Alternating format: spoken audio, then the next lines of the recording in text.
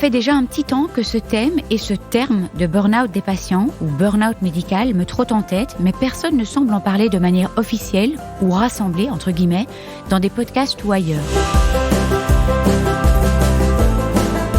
En tapant « burn-out médical » dans Google, je tombe évidemment sur une multitude d'articles sur le burn-out des soignants et surtout pendant la pandémie, sur leurs conditions de travail. Tout cela est très important et c'est un vrai sujet dont il faut également parler, mais ce n'est pas le propos du jour. Du coup, j'ai tapé « burn-out des patients » et je suis rebelote tombée sur les mêmes articles. J'ai alors essayé « ras-le-bol des patients », ras-le-bol de tout acte médical, patient qui ne supporte plus tout acte médical, patient qui ne supporte plus qu'on le perfuse, qu'on le touche, qu'on le découpe, patient qui n'en peut plus. Malheureusement, il n'y avait toujours pas d'article sur le sujet. Alors, j'ai décidé de vous en parler et pour cet épisode, j'ai invité Camille, que vous avez tous entendu dans l'épisode 42. 2 casquettes, 2 regards. Dans la seconde moitié du podcast, je lirai des témoignages de patients. Vous allez certainement vous reconnaître dans certains témoignages. Et Camille commentera en tant que soignante et en tant que patiente. Merci à Camille.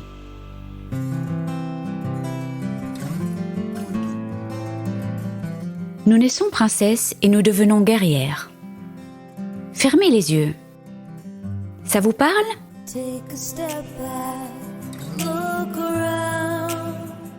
Bonjour, je suis Delphine Rémy et je vous accueille sur le podcast Naître princesse, devenir guerrière. Vous entendrez ici des personnes inspirantes, des médecins, des philosophes qui, j'espère, vous feront du bien. Vous entendrez aussi des femmes, comme vous, comme moi, des super princesses et hyper guerrières. Elles gèrent et elles galèrent. Comme vous, comme moi. Elles s'écroulent parfois et elles se relèvent.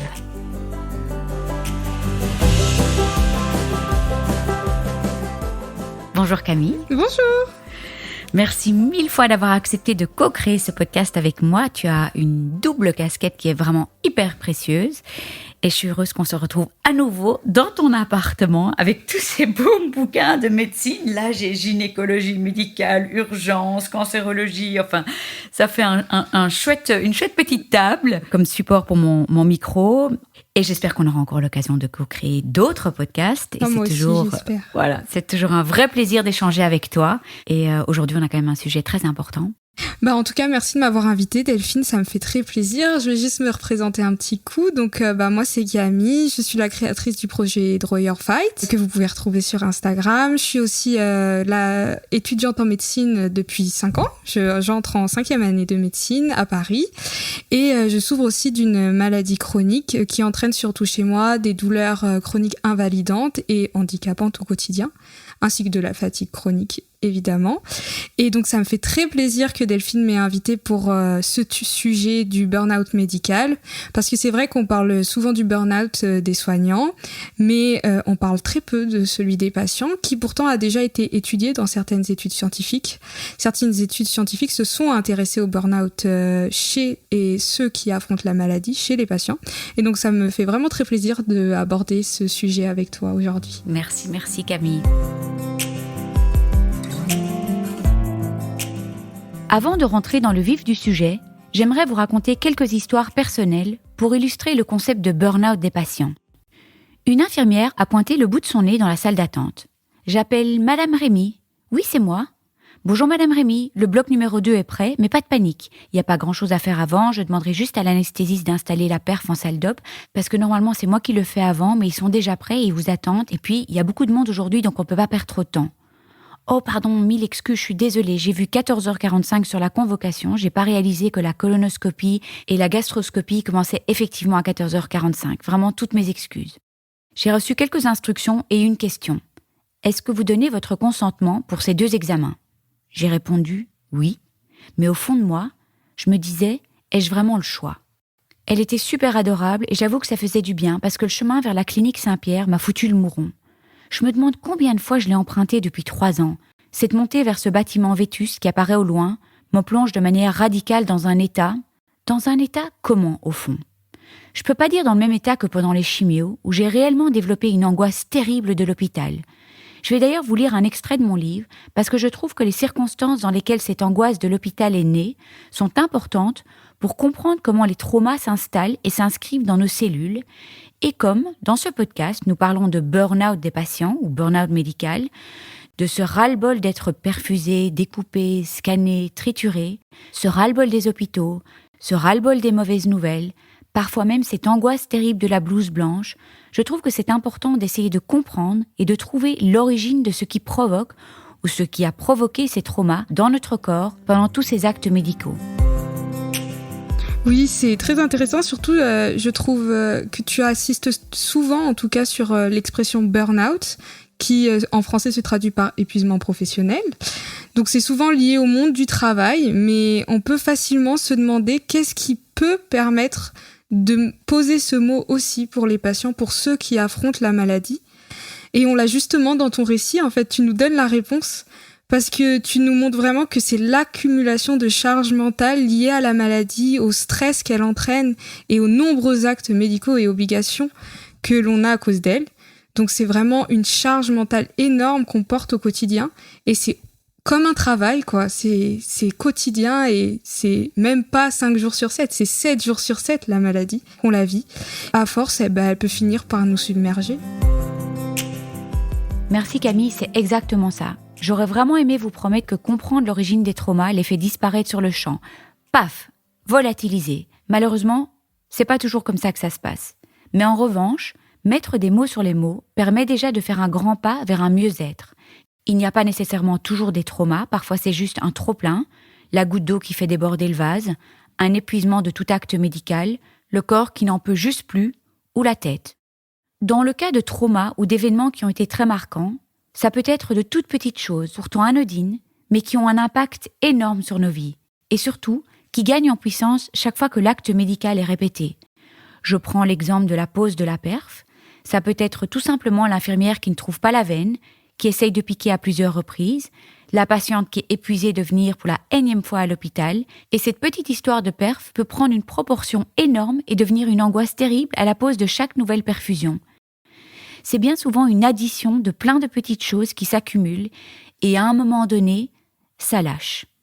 Ça peut être un médecin qui a annoncé de manière un peu brutale une très mauvaise nouvelle, et peut-être que ça passe pour une patiente, mais vraiment pas pour une autre, et que suite à cela, chaque rendez-vous s'accompagne d'angoisse terrible de recevoir à nouveau une mauvaise nouvelle de manière brutale. Ça peut être un chirurgien qui n'a pas pris la peine de saluer sa patiente avant de l'opérer, et du coup, chaque descente au bloc est vécue comme un moment de solitude intense. Ça peut être une parole qui a été blessante, un regard qui n'a pas inspiré confiance. Ça peut être une odeur, une sensation, une musique, un son, une couleur, la porte tournante de l'hôpital, la vision des patients en chimio, et paf, quelque chose s'inscrit dans nos cellules. D'ailleurs, ce que tu cites, ça me fait vraiment penser à quelque chose que j'ai lu récemment. C'est les facteurs de risque cités par la Haute Autorité de Santé française pour le burn-out professionnel. On en parle notamment de 6. Et ces 6 retrouvent en premier la surcharge de travail. Et c'est un peu à quoi on est confronté en fait quand on est malade. Ces actes répétés qui prennent beaucoup de temps sur notre vie quotidienne, personnelle et même aussi sur notre vie professionnelle, ça nous surcharge et ça peut entraîner ce burn-out, en tout cas cette impression de dépassement par la charge à porter. Il y a aussi un autre facteur de risque qu'on retrouve souvent, c'est les relations interpersonnelles au travail. Nous, au final, quand on est patient, c'est un peu pareil. C'est la relation avec les soignants, les nombreuses professions de santé, que ça soit les médecins, les infirmiers, les aides-soignants. Et ces relations, parfois, elles se passent très bien, mais parfois elles sont un peu plus compliquées. Et c'est dans ces moments-là que ça peut devenir une surcharge pour nous à porter. Et donc le troisième que je trouve vraiment très intéressant, qui se rapporte vraiment beaucoup à notre sujet, c'est l'exigence émotionnelle et la confrontation à la mort et à la souffrance. C'est vraiment un des facteurs de risque qu'on retrouve chez les professionnels de santé, mais au final, nous aussi on y est confrontés quand on n'est pas professionnel de santé, parce que notre propre maladie nous met face à notre souffrance et parfois même face à notre propre mort, mais aussi la souffrance des autres, parce que comme tu dis, parfois on voit aussi les autres patients souffrir dans des situations très difficiles et ça nous marque Moi, par exemple, je me rappelle encore une fois où j'étais aux urgences, malheureusement en tant que patiente et pas en tant que soignante. Et je me rappelle que dans le lit d'à côté, pendant que j'attendais le médecin, il y avait une patiente atrocement douloureuse et qui se tordait dans tous les sens. Et je sais que j'étais très jeune à l'époque et que ça m'a beaucoup marquée. Encore aujourd'hui, quand je suis aux urgences, que ça soit pour moi ou en tant que soignante, je me rappelle de cette femme parce que ça m'a marqué de la voir souffrir ainsi. Et c'est pour ça que être confronté à sa souffrance, mais aussi à la souffrance des autres, ça peut participer à créer une sorte de fatigue extrême liée à la maladie et à tout ce qui l'entoure. Avec ce podcast, j'aimerais vous montrer que vous n'êtes pas seul à ressentir cela. Le but n'est pas seulement de vous parler de mon histoire. Je prendrai aussi le temps de vous lire de nombreux témoignages de patients à la fin de cet épisode. J'aimerais vous parler d'un exemple qui me semble parlant et que j'ai moi-même vécu. C'est un petit extrait du chapitre de mon livre que j'ai nommé « Ces associations d'idées qui me pourrissent la vie ». Vendredi dernier, j'ai commencé la série des 12 Taxol, les 12 chimios hebdomadaires. Certains me disaient « Trop chouette, tu commences les petites chimios !» Quel oxymore. La journée à l'hôpital restait pour moi une sacrée épreuve. J'enviais tellement toutes les femmes qui n'avaient pas ce coup de massue psychologique quand les portes de l'ascenseur du 5e s'ouvraient. Ce coup de massue accompagné de manière instantanée de nausées anticipatives. Si je n'avais pas eu ce désagrément, ça aurait été tellement plus cool. C'est à se demander réellement ce qui était pire. Les effets secondaires de la chimio ou les moments passés à l'hosto? Eh bien, je peux affirmer avec certitude que c'était les moments passés à l'hôpital qui me plombaient le plus.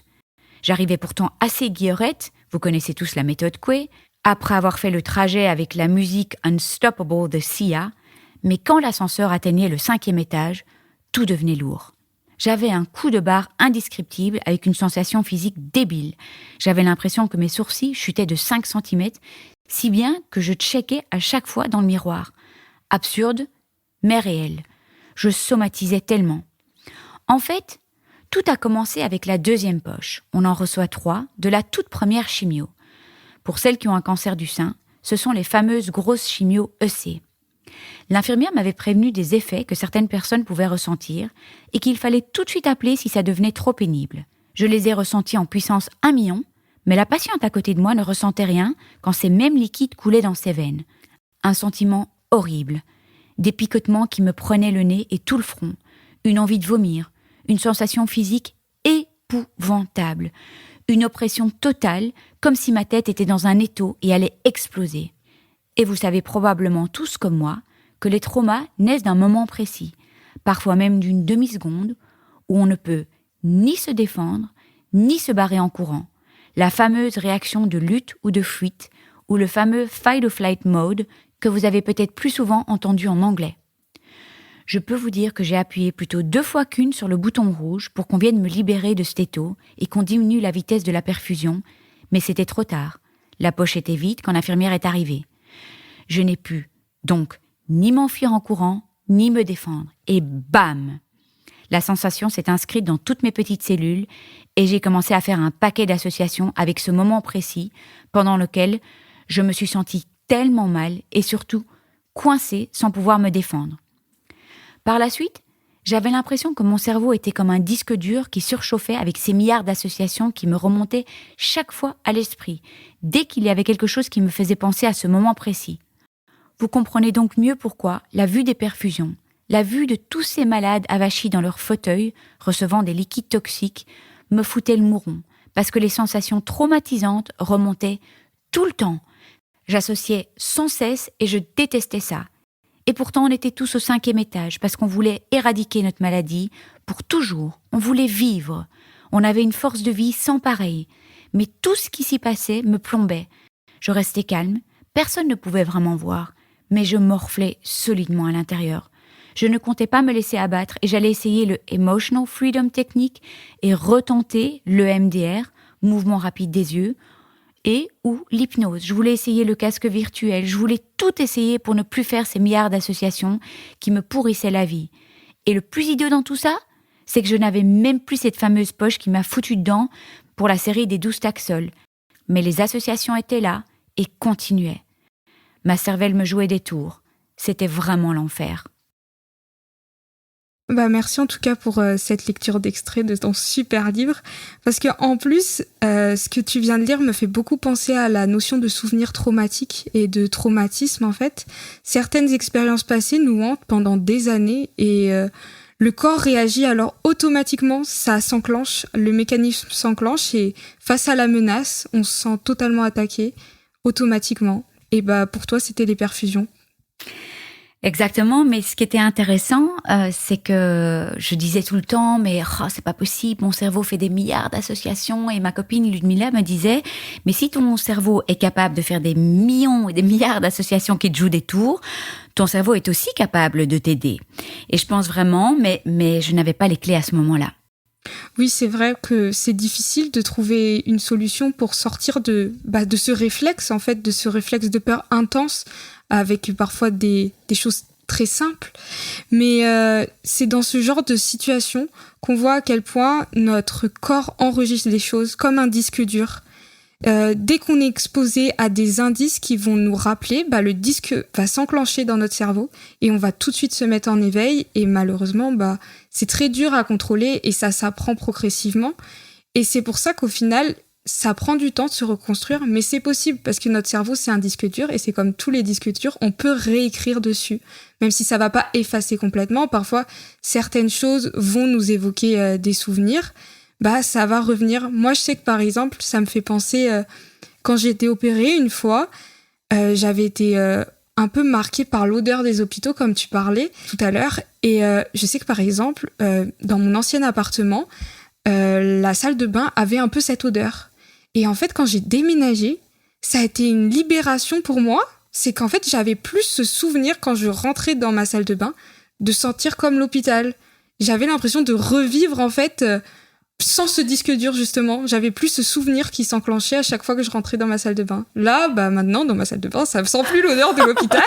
Et je me sens tellement bien parce que ce disque dur, il s'enclenche plus. En fait, il a été réécrit. C'est fou, hein. C'est vraiment au niveau des sensations. Voilà, c'est ça. C'est un peu, c'est un réflexe et ça peut être déclenché par l'ouïe, par l'odorat, par le goût aussi. Parfois, par exemple, on est tous marqués par la nourriture de l'hôpital qui est souvent pas très bonne.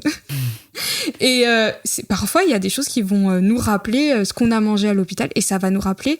En fait, le problème, c'est que ce petit souvenir, il va pas seulement nous rappeler ça, c'est pas seulement l'odeur. Le problème, c'est que ça va faire défiler tout le disque. On va se rappeler, moi, par exemple, comme je disais, je me rappelais l'opération, les cicatrices, la douleur après, etc. Donc, tout ce qui était attaché en fait, oui. À cette odeur, qui au final, une odeur, c'est rien. Mais les souvenirs qui étaient attachés étaient, eux, plus douloureux. Là, c'est pareil. Mais tu as un message positif quand même. Ouais, c'est ça. Donc ça, c'est bien. On peut le reconstruire et ces réflexes, en fait, ils s'atténuent avec le temps. On peut même être aidé. On connaît plus notamment l'EMDR qui permet de réécrire un peu les souvenirs traumatiques et d'être accompagné pour passer ce traumatisme, que ça soit lié là au médical ou à des violences ou autre chose. C'est vraiment quelque chose qui permet de nous accompagner dans ces traumatismes vécus par le passé. Et aussi thérapie cognitivo-comportementale. Voilà, aussi, c'est ça, oui, exactement. Et c'est pour ça que c'est important quand ça devient trop fort de se faire accompagner. Moi, je sais que par exemple, ça a été totalement effacé quand j'ai déménagé. J'ai pas déménagé pour ça, mais au final, ça s'est fait et j'étais trop contente. Mais si ça devient vraiment pesant au quotidien et que ça rend difficile tout acte médical, ou même parfois certains ont du mal à sortir dehors ou à parler de la maladie, etc. Si vraiment ça bloque, c'est important de se faire accompagner. Parce que un accompagnement, c'est positif. Parce que comme on dit, on peut réécrire progressivement. C'est pas facile, mais on peut y arriver. Et c'est ça qui est beau.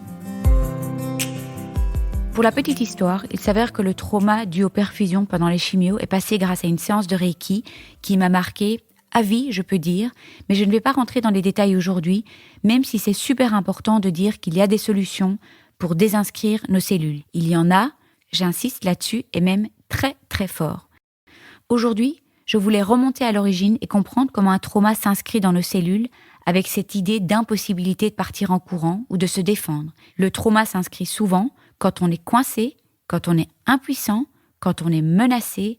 Bien souvent, on est paralysé et transi. Je laisse la parole à Camille qui va nous donner une explication plus médicale. Et oui, car le stress et la peur augmentent l'activité de l'amygdale.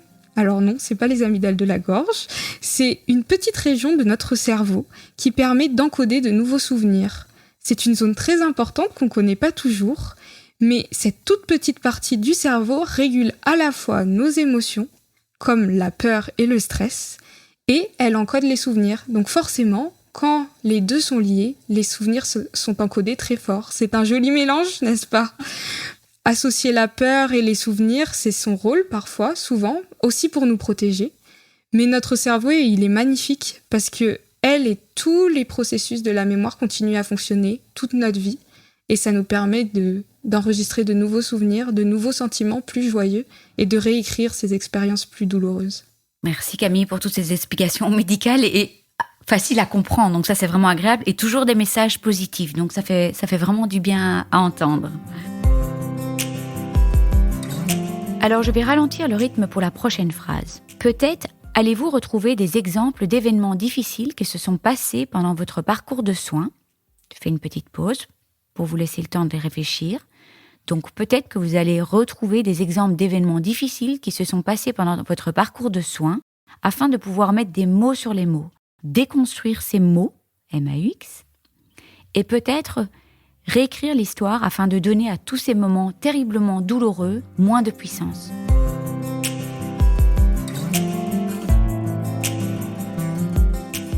Si je reprends l'histoire de la colono et de la gastro, dans quel état étais-je ? Certes, pas comme pendant les grosses chimios, mais je ressentais une espèce de tristesse, un cafard un peu difficile à décrire, une certaine fatigue de cette longue route. Encore et encore cette route vers l'hôpital, encore et encore cette porte tournante, encore des perfs, encore des veines pas faciles à piquer, encore le cling-cling de la machine pour s'inscrire à l'hôpital de jour, encore tous ces couloirs plombants, encore des descentes vers le bloc, encore une anesthésie alors que je viens d'en subir une costaude il y a 2 semaines.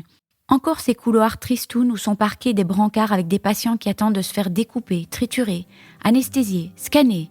Encore.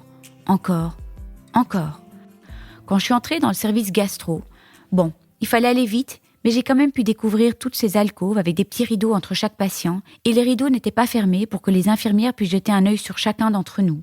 Je m'excuse si ma description est un peu brute, mais j'ai vécu cette situation de manière un peu brute aussi, alors je ne pèse pas mes mots. C'était glauque, mais l'aurais-je vécu de la même manière si je n'avais pas eu 3 ans de traitement et d'opération à mon actif ? Probablement pas. Les patients étaient tous installés sur le côté gauche, parce que c'est la position qu'on doit adopter avant une colono. Certains émettaient des gaz, alors qu'ils ne s'en rendaient même pas compte parce qu'ils étaient encore sous l'effet du propofol.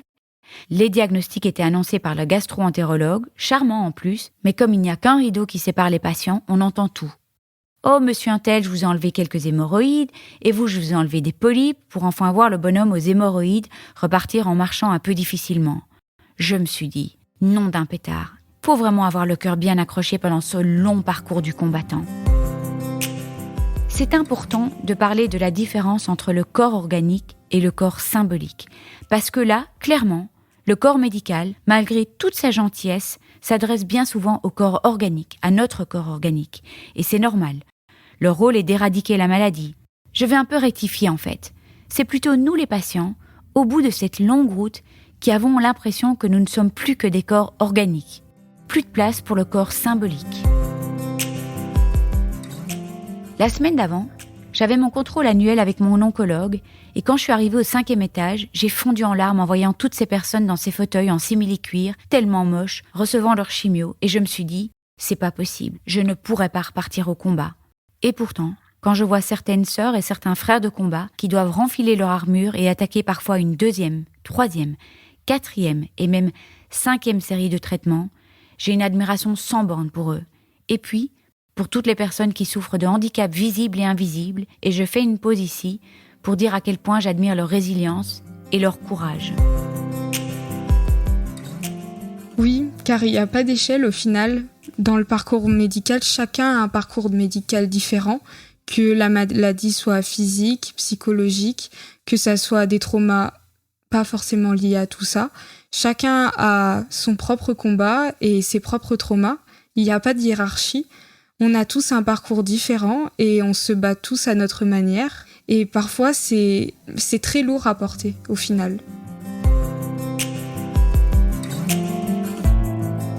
Alors voilà, aujourd'hui je voulais parler de ce fameux burn-out médical ou burn-out des patients. Mais j'ai une mauvaise nouvelle pour vous. Je n'ai malheureusement pas de baguette magique ni de solution magique à vous apporter. De même que quand je vous parlerai dans une autre capsule de la peur terrassante des journées de contrôle. Mais je pense que le plus important dans toute cette histoire, et je m'excuse si je me répète, mais c'est intentionnel, c'est déjà de mettre des mots sur les mots, et puis de se sentir moins seul, de se sentir compris et entendu, de se dire qu'on n'est pas fou, que les autres vivent la même chose, et que ça va passer un jour. Voilà, vous comprenez dès à présent pourquoi ce thème de burn-out des patients me trotte en tête, mais personne ne semble en parler de manière officielle et rassemblée dans des podcasts ou ailleurs. C'est comme pour la peur terrassante des journées de contrôle.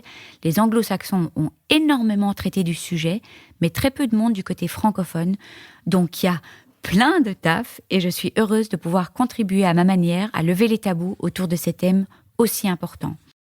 Nous avons la grande chance de pouvoir être soignés dans nos pays occidentaux et malgré la profonde gentillesse d'une grande majorité des soignants, ce phénomène de burn-out des patients est plus que normal, mais il entraîne une solitude immense. Moi, ce sont des larmes impossibles à contrôler en route vers le bloc, ou des sanglots quand l'infirmière entre dans ma chambre pour enlever des drains, parce que le premier retrait de drains s'est passé terriblement mal, alors que toutes les autres fois se sont passées nickel. Non, j'ai gardé le souvenir de la première fois en mémoire. Des larmes avant chaque perf, les mains trempées, mais alors littéralement trempées dans la seconde à l'approche d'une aiguille, même celle du dentiste. Le cœur qui s'emballe, la tension qui monte, le corps transi, des souvenirs gravés à tout jamais. Se retrouver chez le dentiste à pleurer comme une madeleine avant une anesthésie d'une dent n'est pas un phénomène anormal et il a été rapporté par beaucoup d'entre vous. C'est tout ce à quoi ça renvoie. C'est tout ce que cette aiguille donne comme souvenir. C'est tout le trauma. Ce phénomène de burn-out des patients est rapporté par tant de patients touchés par des maladies chroniques et également par des femmes qui ont des traitements interminables en PMA, également aussi les dialysés. Vous n'êtes pas seul, vous n'êtes pas débile, on finit par gérer comme on peut et si les larmes coulent, qu'elles coulent surtout, elles nettoient le cœur.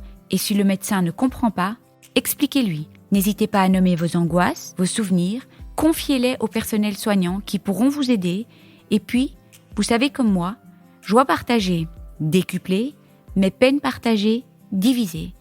La garder en vous, sans rien dire, lui donnera plus de puissance. Libérez-vous de cette angoisse, tant que vous pouvez. Les réactions peuvent être multiples, physiques, psychologiques, les deux. Tentez un maximum de mettre des mots dessus et maintenant, vous avez ce terme de burn-out des patients. J'aurai la chance d'accueillir sur le podcast des personnes qui pratiquent des disciplines qui peuvent aider comme le Reiki, l'énergétique, l'acupuncture, le MDR, l'hypnose et j'en passe.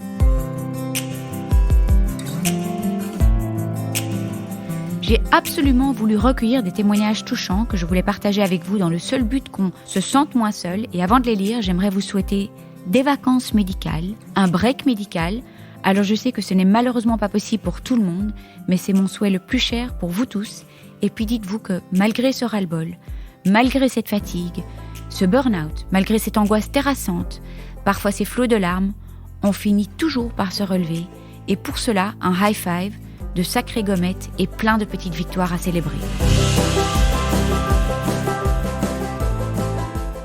Je commencerai par lire le témoignage de Myriam, qui était touchée par un cancer du sein génétique.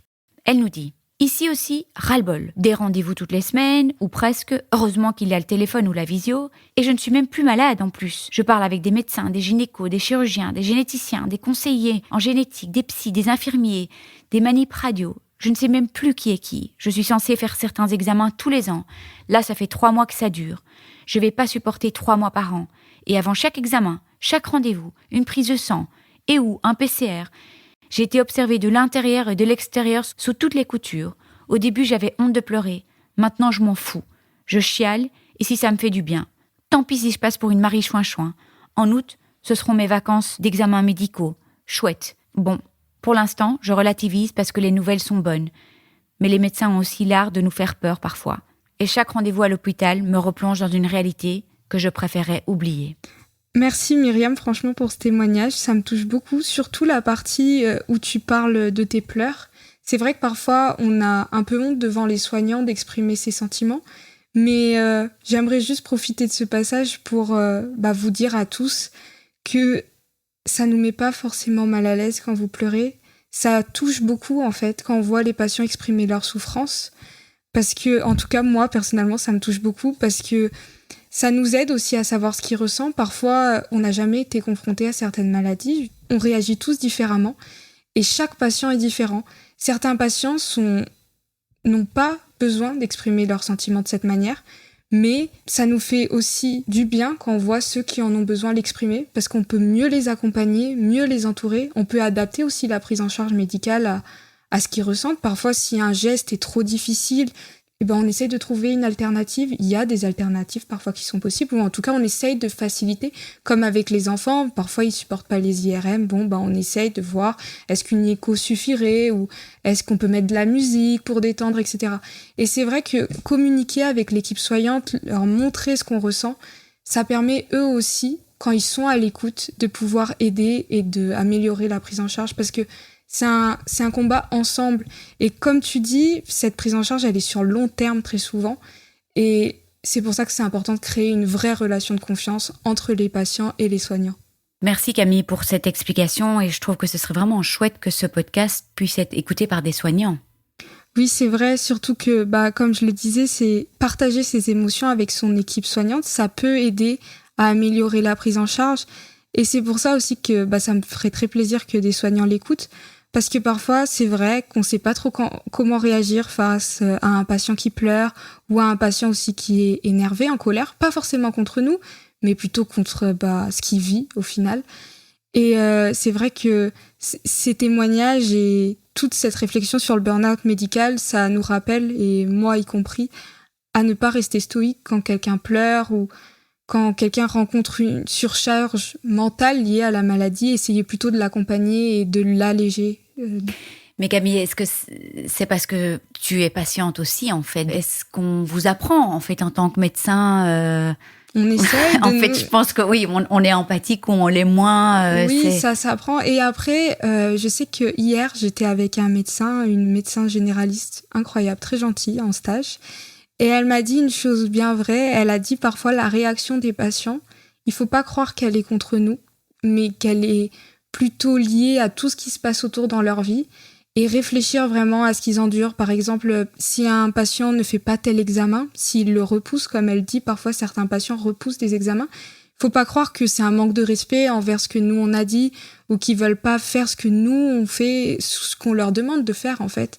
C'est peut-être que parfois, ils sont fatigués. Parfois, mentalement, ils en peuvent juste plus d'avoir des examens à répétition. Et juste se rappeler que chaque action n'est pas forcément liée à l'équipe soignante, mais aussi à leur parcours de vie global, quoi. Stéphanie nous dit « Merci Delphine de nous laisser crier. Oh là là, ras-le-bol aussi. Je crois qu'un peu de répit est bienvenu. Je repousse mes rendez-vous pour une éventuelle reconstruction. Autour de moi, des bonnes paroles comme « Mais si tu fais une reconstruction, tu te sentiras mieux ?» Oui, peut-être, mais en attendant, il faut y retourner dans cette spirale médicale. Et ça, c'est un passage super compliqué, je trouve, en plus des suivis de contrôle et des rendez-vous. Je fuis les cicatrices, les douleurs, les anesthésies, les drains, les médicaments, tout ce qui est médical en fait, pour me sentir plus libre et continuer de sourire.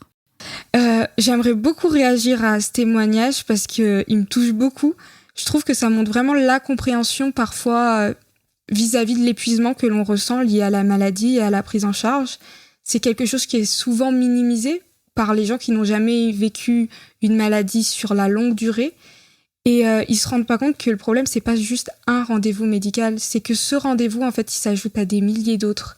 Et ça me fait beaucoup penser à ce que j'entends souvent par rapport au traitement et au cachet. Moi, je sais qu'on m'a déjà fait un peu la réflexion.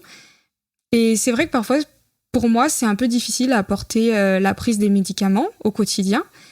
Et c'est vrai que c'est pas le fait d'en prendre un qui me gêne. C'est qu'au quotidien, chaque jour, je dois en prendre un peu plus de 10. Et si on rapporte ça sur une année, ça fait plus de 3650. Et la dernière fois, j'avais calculé pour m'amuser, entre guillemets. Je m'étais dit, mes études vont durer 12 ans. 12 ans fois 3650 cachets. On va peut-être pas faire le calcul voilà. Maintenant, mais c'est 36 000. Voilà. Oui. Donc, il faut se dire vraiment le chiffre que ça représente juste pour pouvoir tenir mes études de médecine, le nombre de médicaments que je suis obligée de prendre au quotidien. Et c'est pour ça, en fait, le poids n'est pas lié au fait de prendre un seul médicament. Ouais. c'est le fait que ce nombre de médicaments se multiplie au cours du temps.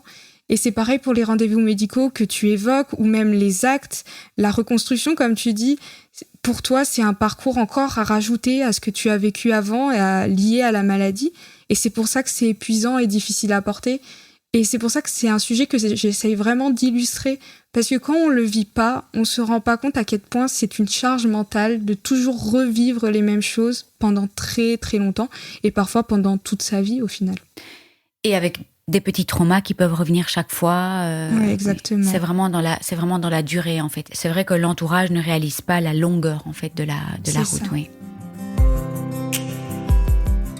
Marie nous écrit « C'est compliqué. J'étais un bon petit soldat et je le suis encore. La raison ? Je pense à mon amoureux. Il avait peur que je meure. Dès le diagnostic, tu fais tout ce qu'ils te disent. Après, je ressens le ras-le-bol d'aller à l'oncopole tous les 3 mois pour le suivi de l'étude clinique, de me prendre la grosse piqûre dans le bide tous les 28 jours, la prise de sang mensuelle sur le même bras, mais je sais que le but de tout ça est de prolonger ma vie. Par contre, j'ai un gros burn-out de kiné. Pourtant, ce métier est formidable, mais je n'en peux plus. J'ai l'impression que j'aurai toute ma vie mal au bras et une cicatrice adhérente si j'y vais pas. D'ailleurs, je ne suis plus allée depuis le décès de mon père en avril. J'en paye le prix, niveau mobilité, mais j'arrive pas à reprendre rendez-vous pour autant. Bravo à celles qui choisissent ce long parcours de reconstruction. Moi, je mets mon Amazon, même s'il a aussi des inconvénients, je ne suis pas encore arrivée à bout de ce que je peux encaisser niveau médical. Un gros câlin à toi. Elle rajoute « Ah, aussi. J'ai par contre de plus en plus de mal à avaler les cachets de l'hormono et de l'étude clinique. Limite haut le cœur à chaque fois. » Car oui, comme tu le dis, c'est vrai que le burn-out médical ne peut toucher qu'un aspect de la prise en charge. T'es un peu comme moi, Marie, c'est les médicaments à porter que tu as du mal. Et c'est vrai que c'est un aspect particulier de la maladie. Et c'est important de mettre ça en avant, c'est que parfois l'épuisement, il n'est pas global. On peut par exemple avoir beaucoup de facilité à faire les imageries et avoir beaucoup plus de mal à juste aller chez le kiné, par exemple. Ou beaucoup de mal à prendre ses traitements et pourtant une facilité à aller faire les prises de sang incroyables. Chacun est différent et chacun a ses traumatismes passés et même parfois des choses qui sont similaires peuvent être vécues différemment. Par exemple, la dernière fois, je parlais avec une patiente qui, elle, avait déjà subi de nombreuses opérations par le passé et c'était une opération en particulier qui l'avait marquée et les autres, pas du tout. Mais dès qu'on évoquait cette opération-là, c'était vraiment difficile pour elle. Et c'est là qu'on voit que le burn-out, l'épuisement lié à notre prise en charge, nos traumatismes passés, c'est pas forcément global, c'est vraiment lié au vécu et à certains aspects de la maladie. Anastasia nous écrit « Pour ma part, chaque perf de n'importe quel produit est un flashback de la chimio. Toutes les sensations reviennent. Nausées, la tension qui tombe, la tête qui tourne. Je suis devenue phobique à l'aiguille. Avant, c'était pas le cas. Je pense que mon corps et mon esprit refusent toute forme d'intervention. » En tout cas, bon courage à Anastasia et à tous ceux qui vivent ce poids des traitements et des effets indésirables, parce que c'est vrai que tu parles des nausées, c'est très lié souvent dans la chimio, en tout cas très présent dans les chimiothérapies, mais il y a de nombreux autres effets secondaires liés au traitement dans plein d'autres maladies. Et c'est vrai que ces effets secondaires, ils rajoutent beaucoup de charges à porter. Et on les oublie souvent, mais prendre un médicament, c'est pas sans effet, même surtout au long terme et surtout quand ils sont si forts comme la chimio. Et donc c'est normal aussi que parfois ce poids soit aussi lourd physiquement, mais aussi lourd mentalement à porter. Cécile nous écrit « Excellent sujet qui est en effet totalement passé sous silence. J'ai vécu le burn-out médical en début d'année. Impossible de faire la moindre prise de sang. Mes veines disparaissaient comme par magie au moment d'être piquées, avec la douleur de toutes les tentatives qui suivent. Les rendez-vous à reculons, l'exaspération qui monte à chaque rendez-vous et qui déborde dans la vie quotidienne, et l'envie d'hurler « Mais foutez-moi la paix !» Alors pause dans le suivi, tout le monde était d'accord, et je n'ai eu aucun rendez-vous pendant presque 3 mois. La bêtise, ça a été d'y inclure le suivi psy. Ça, c'est le truc qu'il ne faut pas lâcher. Et cette pause m'a permis de reprendre le suivi, sinon je crois que j'aurais pété les plombs. Merci tout cœur, Cécile, pour ton témoignage. Sandrine nous écrit « Oh là là, presque contente de me dire que je ne suis pas folle. Je n'en peux plus de tous ces rendez-vous, cette odeur de l'hôpital et tout ce qui va avec. Peur panique des piqûres et je me retrouve sur le fauteuil de mon dentiste à pleurer comme une madeleine lorsqu'il doit endormir un endroit de la bouche pour travailler sur une dent. Et ce corps et cet esprit qui se rappellent de tout lors d'une simple visite de routine, et c'est alors que reviennent nausées, dégoût, mal-être. Alors Sandrine, je vais quand même te dire que j'ai vécu exactement la même chose chez le dentiste. Et donc, voilà, je sais pas si ça peut t'aider à te sentir un petit peu moins seule. Et oui, c'est fou ce que vous racontez toutes les deux, c'est que parfois, c'est des souvenirs conscients ou même inconscients qui sont pas forcément liés, mais parce qu'au final, les souvenirs traumatiques, là, n'étaient pas du tout liés au dentiste, mais à d'autres traitements et à d'autres pathologies. Mais ils sont encodés dans notre cerveau. Et comme j'en parlais aussi au début du podcast, ça peut être des stimuli tout petits, parfois qu'on ressent à peine, parce que les odeurs, on ne cherche pas à les sentir, on les sent automatiquement. Mais au final, c'est un peu comme cette Madeleine de Proust, l'odeur de l'hôpital, c'est un peu notre Madeleine de Proust à nous. Bon, je vous avoue, elle est pas très bonne. Mais bon, cette odeur, notre cerveau, il la reconnaît tout de suite. Dès qu'on la sent, on y associe immédiatement des centaines de milliers de souvenirs qui nous reviennent en tête. Parfois, il n'y a pas que des mauvais souvenirs, mais il y a aussi les mauvais qui remontent et c'est parfois vraiment difficile à porter. Alex nous dit « J'en étais arrivée à un point où on ne pouvait plus me toucher, même en dehors de l'hôpital. C'était flippant d'être comme ça. C'est vrai que l'on en parle peu. Merci. » Christophe nous écrit « J'ai un cancer incurable et je suis maintenue en vie par de nombreux actes curatifs et de contrôle qui, bien que chacun anodin, au bout de 4 ans, sont plus ou moins insupportables. Cette parole de malade doit être soutenue et mise en avant. » Catel nous écrit « J'ai enchaîné 3 ans de PMA, dont 3 FIV qui n'ont pas marché, avec 1 an et demi de traitement contre le cancer. Opération de 7h30 il y a 1 mois. Le plus dur ? Les changements de date d'opération. Ça aurait dû être début juin, 3 semaines avant le jour de notre départ en vacances. Ça a été décalé à fin juin, alors que j'avais tout organisé. 1 semaine avant l'opération, la date a été avancée de 3 jours et surtout, changement de chirurgien. Bonjour le stress. Je me fais accompagner depuis 5 ans, ça m'aide énormément, notamment à garder le contrôle de mon corps, accepter les changements et gérer les angoisses. » Merci en tout cas pour ce témoignage sur la PMA. C'est vrai que c'est un sujet qu'on n'aborde pas toujours, mais la PMA est un parcours long et difficile à porter, déjà pour la femme, c'est sûr, mais aussi pour le conjoint. Ça a une vraie répercussion parce que la prise en charge est vraiment longue souvent, émaillée d'échecs aussi parfois. Et donc, c'est vraiment difficile à porter. Et c'est d'ailleurs quelque chose auquel nous, soignants, on nous alerte.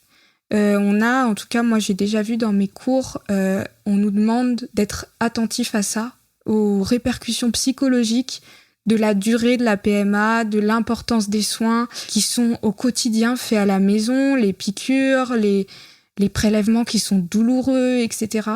On est vraiment alerté sur ça et ça me touche en tout cas de lire ton témoignage parce que c'est vrai que beaucoup de femmes y sont confrontées et c'est important d'en parler.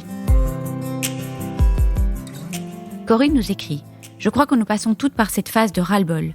Toutes ces raisons font que je refoule la reconstruction mammaire, plus envie de faire, de subir, de souffrir, d'avoir peur, d'attendre, d'espérer. Bref, mes 2 cancers sont ancrés, tatoués, même si je n'ai pas de tatouage. Nous sommes marqués au fer rouge, comme pour un troupeau. Une appartenance à vie. » C'est tellement vrai. Ce que tu dis, c'est incroyable. Il y a énormément de maladies, mais au final, chaque maladie s'ancre à sa façon en nous. Elle laisse ses marques et elle laisse des cicatrices qui sont visibles, certaines, mais aussi invisibles. Et celles-là sont souvent parfois plus difficiles à porter que celles visibles des autres. Et comme on en parlait tout à l'heure, justement, vu que ces cicatrices sont invisibles, elles sont parfois minimisées. Et pourtant, elles sont bien là au quotidien et elles nous marquent. Même le jour, parfois, quand la maladie disparaît, ces cicatrices restent. Sabrina nous écrit « Comme tous ces mots résonnent en moi. Hospitalisée pour un 2e pneumothorax en 1 mois, mon corps s'épuise, mes bras n'en peuvent plus. On me dit que je suis forte. Aujourd'hui, j'en ai marre de l'être. J'espère sortir demain et jeudi prochain, c'est le jour de la chimio. Je voudrais une pause, mais c'est impossible. Merci pour ton post. » Delphine, d'ailleurs, par rapport au témoignage de Sabrina, je voulais te poser une petite question. qu'est-ce que tu penses de cette idée qu'on nous dit souvent qu'on est fort ? Comme c'est parfois si dur d'entendre « mais tu es forte » les jours où on chute, les jours où on n'a justement pas envie d'être forte et qu'on a juste envie de se blottir sous notre couette et de pleurer. Alors je trouve que ça part souvent d'une bonne intention de dire « tu es si forte », mais ça rassure surtout la personne qui le dit. Mais parfois c'est presque certains jours et certains moments, je trouve que c'est perçu comme une injonction à l'être. Et y a des jours où ça passe pas. Donc, mais bon, l'interlocuteur ne peut pas toujours savoir que c'est mal perçu. Mais certains jours, on n'a vraiment pas envie d'entendre « tu es forte ». On a juste envie d'être reconnu et de dire « non, en fait, aujourd'hui, je suis pas forte, quoi. » Et c'est dur. Et toi, tu en penses quoi, Camille ? Je suis vraiment d'accord avec toi. C'est une phrase que je trouve très particulière parce que, comme tu dis, c'est une phrase qui, au début, est bienveillante, en fait. C'est vraiment plutôt pour nous encourager ou pour nous rassurer aussi, pour nous dire qu'on est capable d'affronter ça.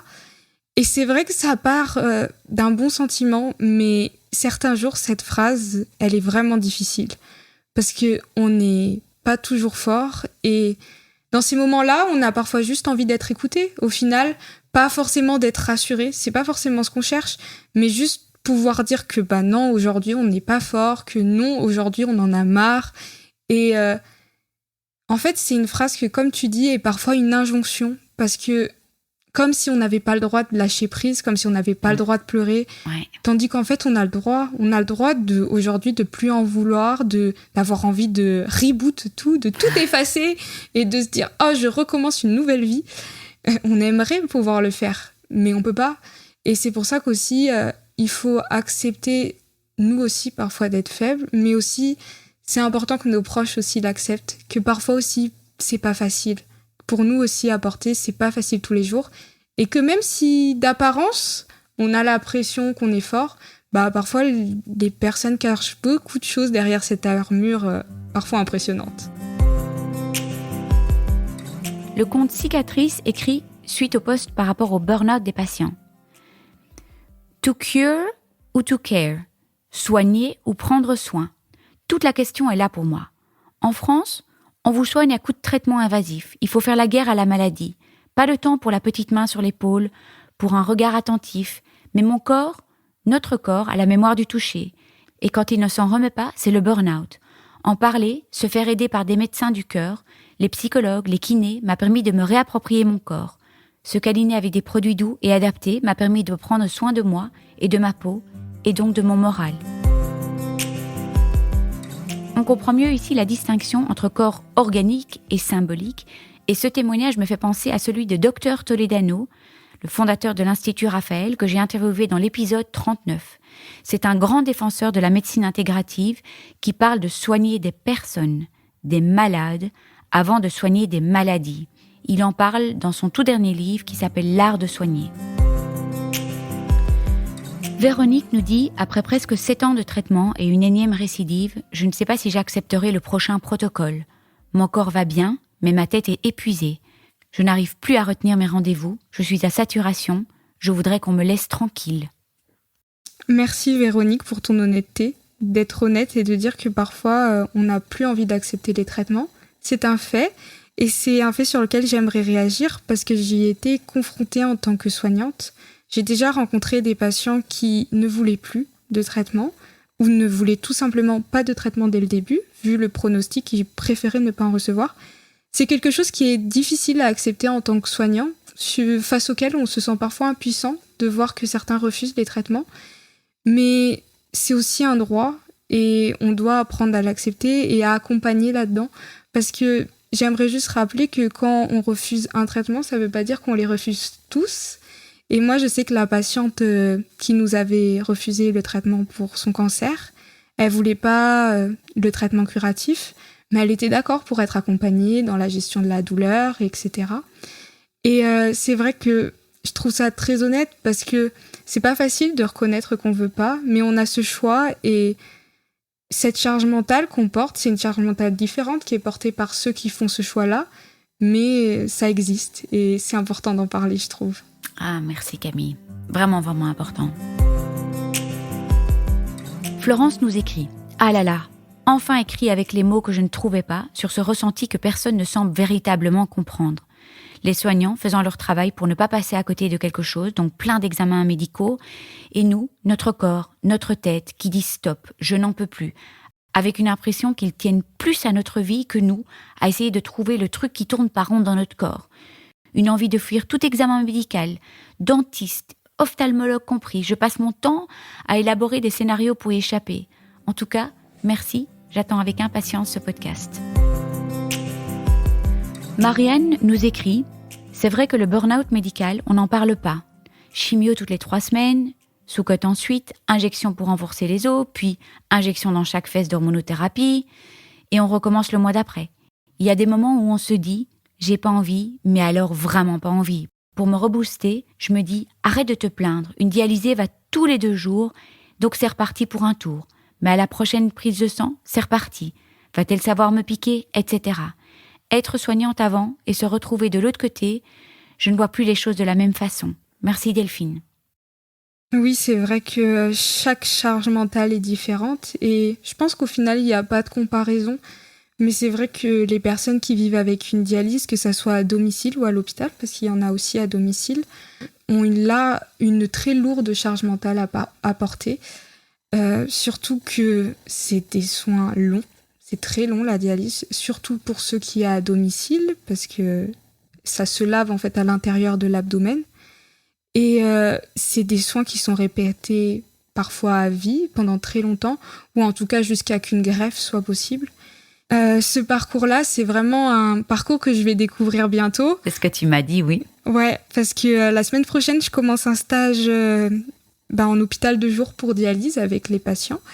Donc, je vais pouvoir les accompagner à essayer, en tout cas, dans ce parcours difficile qu'est la dialyse. Un parcours long et qui, souvent, en tout cas, donne l'espoir d'une greffe. En tout cas, beaucoup ont l'espoir d'avoir une greffe. Mais c'est vrai que c'est long, surtout quand c'est des enfants qui sont concernés, parce qu'on n'oublie pas les enfants qui sont aussi sous dialyse, avec leurs parents qui doivent les accompagner. Et c'est vrai que c'est une charge mentale lourde à porter au quotidien. Mais c'est-à-dire qu'en fait, il y a tellement de gestes médicaux en permanence. En fait, c'est ça. des poches et des aiguilles, c'est beaucoup. Ouais. Énormément. Ouais. Et en plus, c'est absolument vital. Parce que le rein, on n'en parle pas souvent du rein, mais il a une fonction... En fait, il permet de nettoyer tous les déchets dans notre corps, ou en tout cas une grande partie, qui vont s'éliminer ensuite dans les urines. Et quand le rein ne fonctionne plus, le problème, c'est que ces déchets ils vont s'accumuler dans le reste de notre corps, dans le sang, et ils vont devenir toxiques. Et c'est pour ça que l'épuration, le nettoyage de ce sang est hyper important. Oui, et puis dans le cas de la dialyse, on disait que certains patients reportaient parfois un examen médical, mais là, c'est pas possible, quoi. Non, c'est vraiment vital. C'est vraiment vital. Oui. Et d'ailleurs, parfois, elle doit être mise en place en urgence, notamment dans les insuffisances rénales aiguës, même chez des enfants, très tôt. Et c'est vrai que, parce que si trop de déchets s'accumulent, ça peut devenir mortel et ça peut entraîner des comas, etc. Et c'est pour ça que c'est quelque chose qu'on le suit et qui est très lourd, mais on essaye d'accompagner au mieux, en tout cas dans cette épreuve.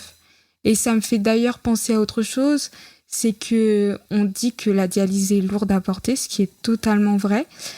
Mais on dit aussi que la greffe est libératrice de ce côté-là, mais il ne faut pas aussi oublier les greffés, à qui je pense notamment en parlant de ça, qui eux aussi ont une charge particulière à porter parce qu'ils doivent prendre leurs médicaments. Oui, les anti-rejets. Ouais, leurs médicaments à heure fixe, toute leur vie. Et être très surveillés pour que les dosages soient bien équilibrés. Et c'est vrai qu'eux aussi, ils ont cette charge à ne jamais oublier leur traitement. Et eux aussi, ils doivent vivre avec, même si la dialyse ne fait plus partie de leur vie, ou même pour les autres greffes, parce qu'il n'y a pas que le rein. Ils ont besoin aussi de ces traitements qui leur permettent de rester en vie. Je terminerai par le témoignage de Bernadette. Elle nous écrit « Je comprends tout à fait ce sentiment. J'ai toujours ce nœud à l'estomac quand je dois me rendre à mes examens de contrôle. J'ai juste envie que tout ça soit derrière moi, mais je sais que ça ne le sera jamais vraiment. Je dois apprendre à vivre avec, et moi qui viens d'une île où c'est le désert médical, où les gens meurent jeunes, faute de pouvoir se faire soigner, j'ai parfois cette culpabilité de me dire « ai-je le droit de me plaindre ?» compliqué de se positionner entre le désert médical et le trop médicalisé. J'aimerais tellement offrir un peu de ce trop pour sauver ceux qui sont dans un désert médical, souvent emportés par la maladie, faute de soins. J'aimerais beaucoup réagir à ce témoignage parce que c'est vrai que les examens de contrôle, c'est particulier parce qu'au final, dans certains moments, la maladie, elle est plus là, elle est considérée comme guérie, mais il faut continuer à surveiller sur le long terme. Et c'est vrai que c'est pas facile parce que les patients qui vivent ça, souvent au quotidien, ils pensent plus à la maladie, ils ont plus de traitement, ils ont repris une activité professionnelle, ils sont avec leur famille, ils ont eu des enfants, bref, leur vie a totalement changé par rapport à la maladie parfois. Et pourtant, ces examens de contrôle restent, et il reste une charge mentale à porter, parce que souvent, quand on parle avec eux, on se rend bien compte que ça leur ramène les souvenirs de la maladie, bien sûr, parce qu'il y a la peur que ça revienne, la peur de recommencer les traitements. Et c'est vrai que cette charge mentale-là, elle est très particulière, je trouve, parce que la maladie n'est plus là, mais la charge mentale persiste. Et c'est pour ça que je trouve ça très important de parler de ce sujet de burn-out médical, comme on disait, et d'en parler de façon très large, que ça soit quand la maladie est là, quand la maladie est chronique et qu'elle persiste, ou quand la maladie est guérie, mais les cicatrices restent, ou même quand c'est lié au traitement, juste aux actes médicaux, parfois pas forcément liés à une maladie, mais juste à une expérience traumatisante qu'on a eue occasionnellement dans sa vie. Et c'est, je trouve, super important d'en parler. Mais Camille, là, je pense qu'on ne pouvait pas avoir une meilleure conclusion. Vraiment, merci mille fois d'avoir documenté tous ces propos avec tes 2 casquettes qui sont très très riches parce que voilà, c'était important pour moi d'avoir un médecin, futur médecin. Hein. Oui, futur encore, il me reste quelques années. Voilà, et patiente qui souffre de douleurs chroniques. Donc c'est vraiment très courageux de ta part d'avoir témoigné avec ces 2 casquettes. Et puis merci pour tout ce que tu fais dans Joy Your Fight. C'est vraiment, vraiment, vraiment très utile. Et puis je pense qu'on peut dire, n'hésitez pas à contacter Camille si vous voulez témoigner. Avec plaisir. Voilà, tu es toujours prête à accueillir des témoignages. Sur le burn-out médical, par exemple. Sur le burn-out médical, par exemple. Merci beaucoup, Camille. Voilà, j'ai voulu rassembler tous ces témoignages extrêmement touchants et humains. Il y en avait beaucoup d'autres. Pourquoi ? Pour se sentir moins seul. Pour se dire qu'on n'est pas fou ou folle, pour légitimer ce qu'on ressent, ce que l'on vit, pour aussi permettre de dire quand ça ne va pas, quand on n'en peut plus, pour tenter de mettre des mots sur les mots et de donner moins de puissance aux mauvais souvenirs, à ceux qui nous ont foutus dedans. Voilà tout simplement ce que je rêvais de vous apporter dans ce podcast. J'espère qu'il vous aura fait du bien, qu'il vous aura apporté un petit peu de douceur et que vous aurez ressenti un peu de compassion pour vous-même. C'est magnifique la compassion, mais c'est parfois plus facile de la ressentir pour l'autre. Je vous souhaite le meilleur et je vous embrasse bien fort. Je vous remercie de tout cœur de nous avoir écoutés. N'oubliez pas de vous abonner si vous souhaitez recevoir les notifications des prochains épisodes. Et puis si vous avez apprécié cet épisode, ça me ferait vraiment très plaisir que vous me laissiez une bonne note, comme à l'école, 5 étoiles, et peut-être même un commentaire ou un partage sur les réseaux sociaux. Parce que c'est grâce à vos étoiles, vos commentaires, vos partages que le podcast pourra aider plus de femmes encore, et c'est tout ce que je souhaite. Donner ou redonner espoir, ce serait les coups toutes ensemble, partager nos joies, nos peines et célébrer toutes les princesses et guerrières de ce monde. Si vous désirez vous aussi partager votre histoire, n'hésitez pas à me contacter via le blog Cancer je gère, cancer-je-gère.blog. Il y a des instructions pour le partage de témoignages. Et puis je vous embrasse tous et toutes très très fort. Prenez soin de vous et on se retrouve la semaine prochaine.